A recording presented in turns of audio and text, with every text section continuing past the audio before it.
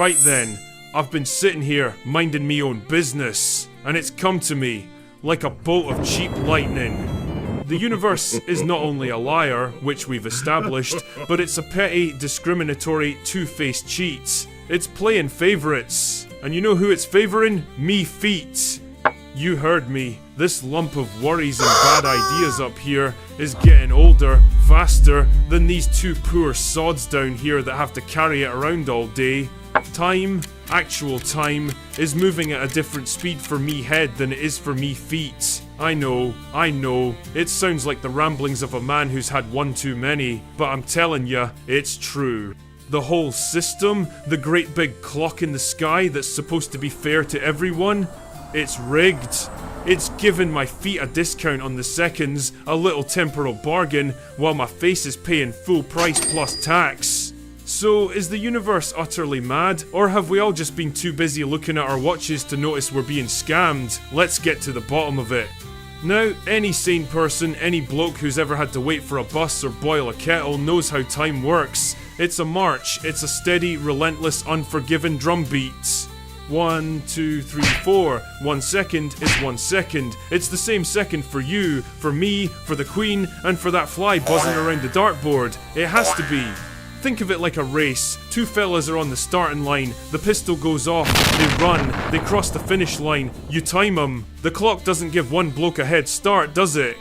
It doesn't slow down the ticks for the fella in the lead just to make it more interesting. That's chaos. That's anarchy. But that's what the universe is doing to us right now. Or think about baking a cake.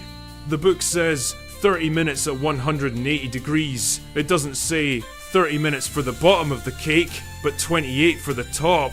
You'd end up with a dessert that was burnt on one side and raw on the other. It'd be a culinary disaster. The whole point of a recipe, the whole point of a clock, is that it's a promise, a guarantee of consistency. Time is the great equalizer. It's the one thing you can't buy, you can't bribe, you can't argue with. When the pub closes at 11, it's 11 for everyone. The barman doesn't get to say, well, my feet are still living in 10:59, so you've got another minute. You'd be out on your ear. The whole world, our whole society is built on this one simple, beautiful promise. The clock ticks the same for us all. It's the only bit of fairness we've got left. To suggest otherwise, well, it's a slap in the face to every clockmaker, every train conductor, every poor soul who's ever had to punch in on time. I remember me granddads. Had a grandfather clock in the hall, big, tall, wooden thing, looked like a coffin with a face, and every week he'd wind it, and every night you'd hear it. Tick, tock, tick, tock. A sound you could set your life to. Now, was the talk at the bottom of the clock down by the floorboards happening any slower than the tick at the top? Of course not. The whole point of the pendulum was to keep it honest. It was a machine for making fairness. Are you telling me that Grandad's clock was living a lie? That the bottom of it was secretly younger than the top? He'd have taken a hammer to it for being so dishonest. And what about navigators? Sailors, for centuries, risking their lives on the open ocean. What did they need? A good map and an accurate clock. A chronometer. A clock so reliable, so steady, that you could take it halfway around the world and know exactly what time it was back in London. Their lives depended on the fact that a second in the North Atlantic was the exact same length as a second in the English Channel. Think about that. If their clocks were even a few seconds out, they'd miscalculate their longitude. They wouldn't just miss their port, they'd end up hundreds of miles off course, sailing straight into a reef or starving to death in the middle of nowhere. All because the universe decided to fiddle with the speed of time over a big wave. It's madness. Utter, complete madness. Their survival was staked on the promise of a steady clock, and now science is telling us that promise was a lie all along. But then you get these clever sods in white coats, and they're not content with a simple, honest universe. Oh no. They've got to poke it, and prod it, and complicate it, and there was this one fella, German chap, mad hair, looked like he'd been electrocuted while thinking about numbers, Einstein, and he comes along and says, oh no, you've all got it wrong, time isn't a steady drumbeat. It's not a straight road. He says time is all tangled up with space, calls it space-time, like it's a pair of trousers, and he says this space-time stuff, it's not flat, it can be bent. It can be warped, it can be stretched, And it's not space that's doing the bending. Oh no, that'd be too simple. It's time itself that gets twisted out of shape. And what does the bending? What does the warping? Gravity. Yeah, the same thing that makes you spill your pint if you're not careful. He said that gravity isn't a force pulling you down. No, that's too simple. He said that massive objects like our planet are actually creating a massive dip, a great big dent in the fabric of space-time, and we're not being pulled down, we're just rolling into the dent. It's the universe's biggest, most annoying pothole. He basically looked at the whole of creation and said, "The ground isn't level," and everyone just nodded along. And here's the kicker.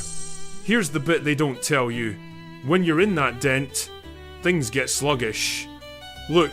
This napkin, this is space-time, nice and flat. Honest. Now, this. He places his full pint glass in the middle of the napkin, which sags under the weight. This is the Earth. A big, heavy, gravity-making git sitting right in the middle of things. See that? It's not flat anymore. It's got a dip in it. A well. A gravity well. Now, imagine you're a little ant trying to walk across this napkin. Out here, on the flat bit, it's easy, a straight line. But the closer you get to the pint glass, the deeper you are in the dip, the harder it is to climb out. The path gets longer, it's a struggle, and that's what happens to time. Time has to climb out of that gravity well, and the deeper you are, the more gravity there is, the bigger the struggle, the slower it goes. It's like it's walking uphill, through treacle. So your head, your lovely, clever head, is about 6 feet higher up than your feet. It's a tiny bit further out of the Earth's gravity well, just a smidge, but it's enough. Time up here is ticking away just a little bit faster than it is for your feet, which are stuck down there, deep in the thick of it. And they've proved it. They put these atomic clocks so accurate they make a Rolex look like a sundial, at the bottom of a skyscraper and at the top. And when they brought them back together, the clock from the top was a few nanoseconds ahead, a few billionths of a second. It had aged faster. And they have to do this with satellites. The GPS in your phone only works because the clocks on the satellites are adjusted every single day. Those satellites are way up there, about 12,000 miles out of the main gravity well. For them, time is genuinely running faster, about 38 microseconds faster every single day. Now, 38 microseconds sounds like nothing, right? A gnat's fart.